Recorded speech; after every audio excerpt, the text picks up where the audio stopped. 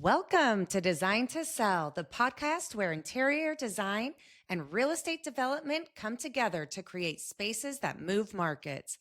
I'm Caitlin, your host, here to share the strategies behind designs that don't just look good, they sell.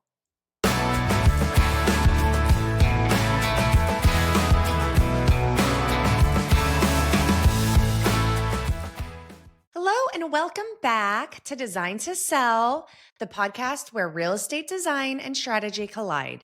I'm your host, Caitlin Morton. And today we're going to dive deep on a topic that's becoming all too common in today's market: lipstick on a pig. Those homes that look cute on the gram, but are hiding some serious flaws underneath the surface. I'm talking lawsuits, uneven floors, terrible transitions, and those old doors that should have been retired in the 80s. If you are buying, flipping, or a real estate agent representing, you need to hear this. So let's get into it. What is lipstick on a pig? The term lipstick on a pig refers to putting superficial design elements on a property without addressing the underlying issues. Think new backsplash, but the floors still slope. Fresh paint, but the doors don't close. A pretty vanity, but plumbing is from 1975. A house gets updated with gray paint and faux marble countertops, but electrical is still underground. Transitions between rooms with 3 different floor heights equal a major trip hazard. Door replacements that don't align with new flooring equals sticky doors and uneven reveals. Lawsuits are the ugly truth, and it's very common.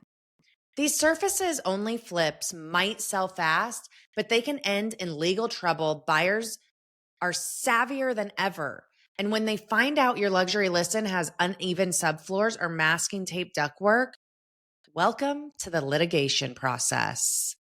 Lawsuits from a buyer after discovering sloped floor caused by rotten subfloor, a seller being sued for misrepresentation after installing new baseboards to hide termite damage. So here's some examples. A lawsuit from a buyer after discovering sloped floor caused by rotten subfloor covered by cheap laminate is a problem. A seller or builder sued for misrepresentation after installing new baseboards to hide termite damage. Welcome to a lawsuit. And real estate agent held liable for promoting a property as fully remodeled when only cosmetic updates were made. This happens all too common. Real estate agents, it is your number one duty to not misrepresent. By law, you cannot misrepresent. But you also have a fiduciary duty to your clients. But if your clients are asking you to hide something, that's illegal. Don't take on that client. You will get sued as well with your builder. If the items are not fixed properly, it is not updated. It's a liability. If you have termite damage, you need to have that ramified. If you have mold, you need to have that taken care of. If you have any sort of damage that hurts the safety and livability of a home, you need to fix it. You have the responsibility to make sure that your home is a safe living environment for whoever will be purchasing it. So after the lawsuits, which are so not fun, you're going to get into design failures. Now, here's one thing. This is kind of what I really focus on. Mostly because I make sure everything is done properly to a T every single time for our properties. Permit. When you're filling out the seller disclosure, it will ask you, has work been done and was it permitted? If it was not permitted, you could be sued for that. Anything that goes against what the law says you need to do, you could get sued for. So for me and our projects, We just figure, do it right, and then we don't have to deal with that. And we can sleep good at night knowing that the family that purchased the home is in a good, well-built, quality property. That is comforting to know. Now, let's get into some common design failures. Multiple types of flooring without proper transition strips is probably one of my biggest pet peeves in design. It is so common. It drives me insane. I know everybody knows what I'm talking about. You go into a flip and you're like, okay, I'm already seeing some not so great things. And then you go walk from the bedroom into the bathroom and you trip. And you're like, what the heck? And you look down and the floor from the bedroom to the bathroom is a good inch and a half higher than the bedroom floor. No, no, no, no, no, no. Do not do that. Make sure your flooring is all even. If you don't have a proper transition, the visible height differences equals injury risk, which in the process of selling your home could lead to an injury of somebody viewing your property, which then could lead to a lawsuit if they get hurt. You want to avoid that. The poor planning is what creates the bad flow. So, like I said in my previous episodes, plan, plan, plan, plan, plan, plan, plan. Everything needs to be done before you even do demo. Everything. That way you can make sure everything flows properly, the transitions are proper, and you don't have all of these random little blips or odd transitions. You really want to make sure everything is perfect before you start demo. Another thing that I am seeing a lot of people do that drives me insane too. Okay, I guess apparently I have a lot of like pet peeves for design, but they're not without warrant. I mean, really, like some of this stuff, it just takes a little bit of attention. Like the transition to the flooring, that is just pure inexperience and not paying attention to what needs to happen, not doing your education, not researching and figuring out what you need to do to make sure that you build a proper home. The next thing is going to be old doors. When you walk into a house and you have got everything new, beautiful new cabinets you spent $100,000 on, beautiful new floors, new paint, new counters, everything. And then you go to enter the bedroom and it's the old, long 80s style apartment building front door or interior doors that look dirty, are white, cheap, light, all of that. That makes the house look cheap and nobody's going to pay a premium for it. You want your doors to reflect your house. I mean, that's the same with the molding too, and the door trims. If that's not updated, the rest of the house will feel like half done. And people won't pay a premium for half done. People are wanting to go into a house with their toothbrush and not have to do anything. If you're trying to save $1 by not putting in new doors or not putting in new molding, you're spending your money in the wrong places. And that's a problem. And that is where you really need to educate yourself and figure out what your budget is and what the priorities are. Because you can go less on the design aspect as far as like the kind of wow factors and figure out a way to kind of do that a little bit cheaper by paint or different tile lays or things like that. But you can't get away from an interior or exterior door that you just painted on top. It's kind of like the people on Pinterest that you see that are like, painting their countertops. Like, guys, come on, just do it right. It's cheap. It's ugly. You can tell. Do it right or don't do it at all. The next thing that we're going to talk about is mismatched fixtures and finishes. So I love mixing and matching finishes, but it takes a specific skill to do it. You really, if you're mixing finishes, don't do it in the same room unless you're doing like hardware. But don't put in a gold faucet and then a bronze hardware. You need to make sure that the colors that you're mixing go and that everything ties in for a full picture look. The best way to do this is really create your design board. You need to see how everything looks all together. And if you put two things together and you're like, oh, that looks terrible, don't do it. Or get other people's opinion. You can mix finishes and have it still feel extremely cohesive. Now, what you don't want to do is mix like a modern kitchen and then have your bathrooms be Tuscan or French or something like that. You need to figure out to create those elements that give it a very transitional feel. Now, another thing that a lot of people do is plumbing.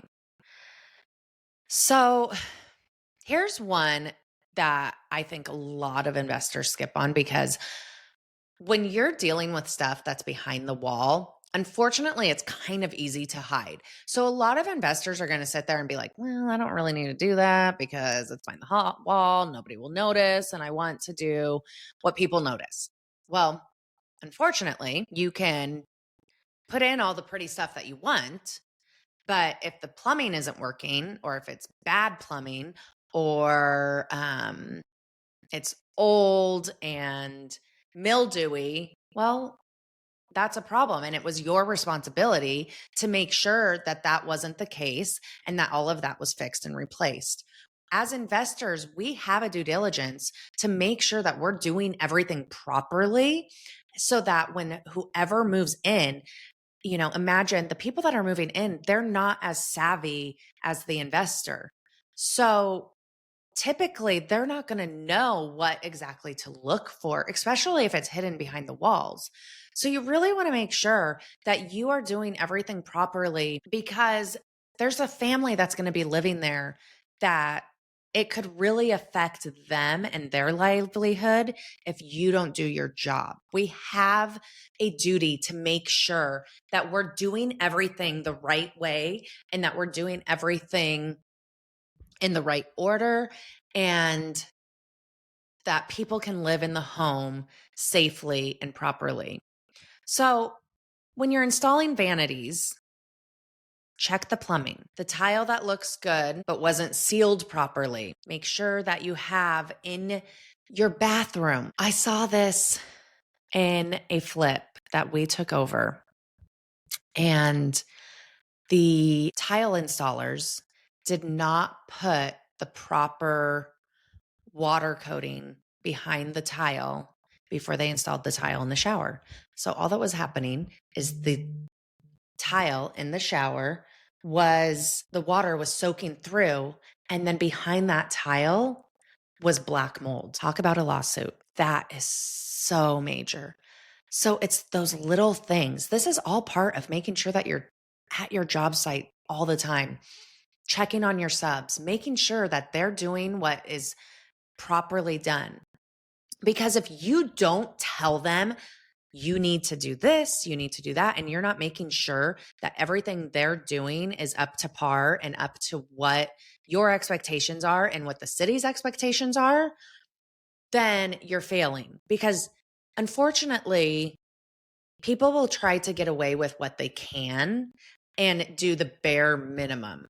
And then what happens is the buck stops with you. So what happens is you're the one that's going to get sued, not the trade that you hired. So, and this is why it's so important to hire licensed trades, because if it's permitted, then the owner can go after the trade and go to the ROC and say, hey, this wasn't done right. And the investor can also do that.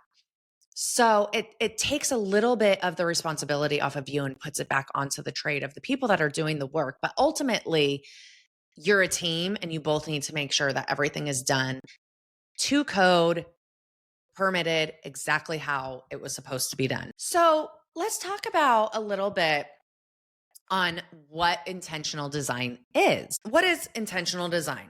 Intentional design means making every choice from layout to materials based on function, flow, longevity, and value. Those are the four things that you really want to focus on: longevity, value, flow, and function. If you're not focusing on function, buyers are going to go in and they're going to be like, well, looks pretty, but what does it do? Or the flow, it's going to feel awkward. You have to remember, buyers really buy a feeling. And as a real estate agent, I am very well aware that when I design a home, it needs to create a feeling for somebody. They need to fall in love, because if they don't fall in love, they're not going to purchase the home. People view their homes as their sanctuaries. It's their safe space, their place where they can be themselves without any judgment. And it's really important that we, as designers, investors, builders, create a safe space that is calming and a retreat where they can come and unwind. That's a huge part of the flow. Value, you want to make sure that the value is there. So that way, long term, you are creating a property that holds its value and product that withstands the elements. So that way people aren't going in and having to remodel and redo things after 3 years. That's very frustrating when you buy a new house. So let's get into some tips for all of the investors and flippers. First of all, what I want to start with, the bones of the property. This is really important. Don't skimp on it. Structural, HVAC, electrical, plumbing, all of those things, as well as gas lines or anything like that. Hire a licensed contractor and make sure to get permits for it. If you don't, it will cause you issues down the road. And it could possibly cause you a problem where you're going to have to start tearing things out because you didn't get it permitted and redo work, which costs time, money, and eats into that ROI. You want to stay consistent. When in doubt, just do the same thing throughout the house as far as colors go, meaning the fixtures, just do the same color fixture. The cabinets, do the same color cabinets. Just make sure that it flows. If you're not great with interior design, hire somebody that is. They will pay for themselves, but you really need to stay consistent. The design decision should connect across the house.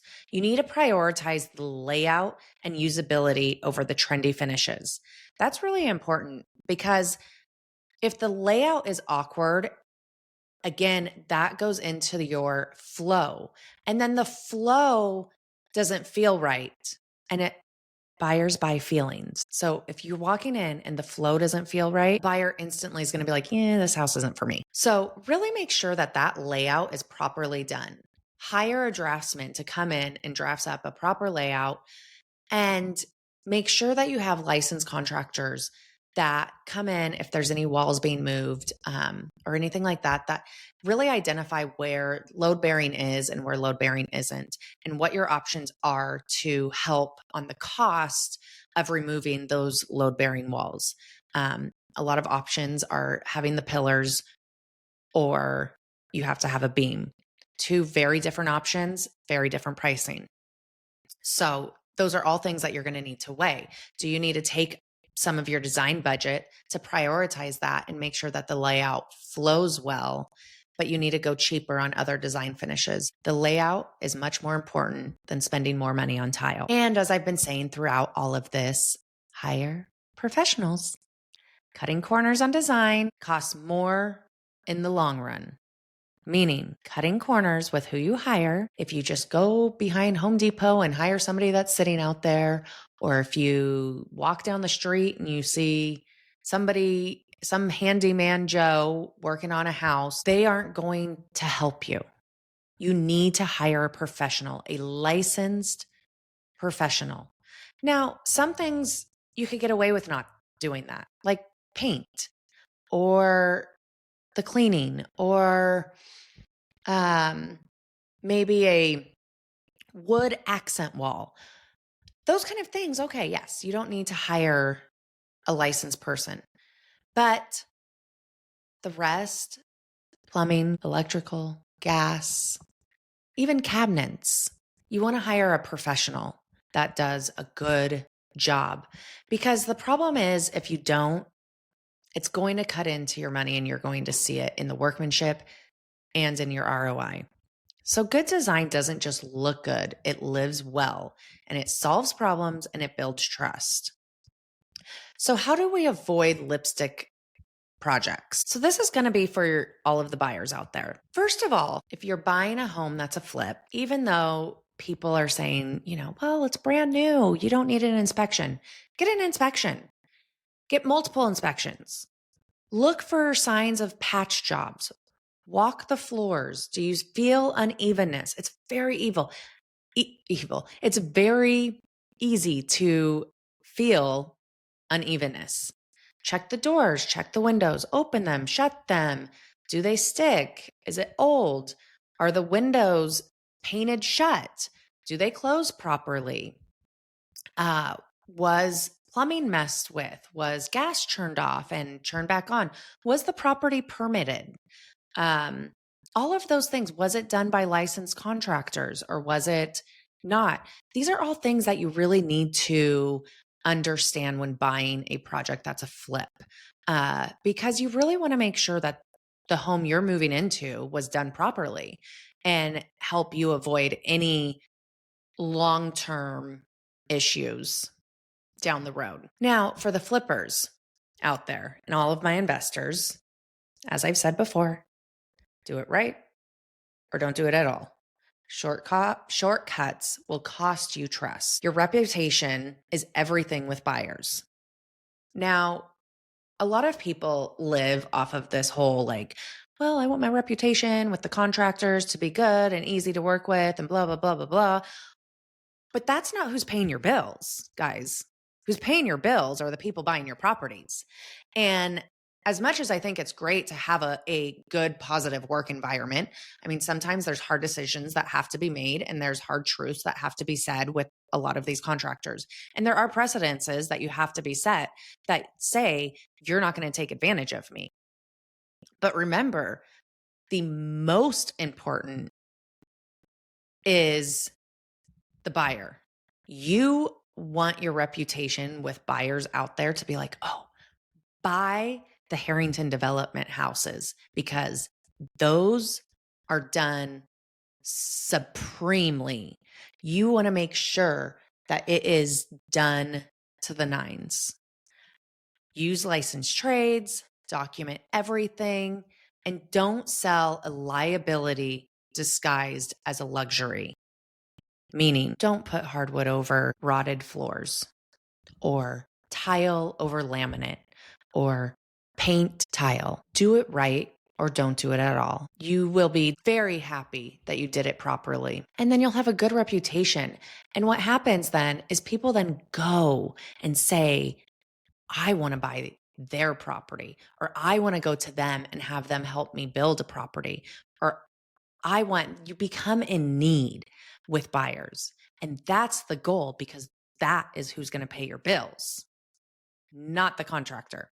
So always make sure that you are doing everything properly and respectfully to have a good reputation with buyers that seek you out. So if you're flipping, building, or buying, remember, real value isn't in a backsplash, it's in the bones of the property.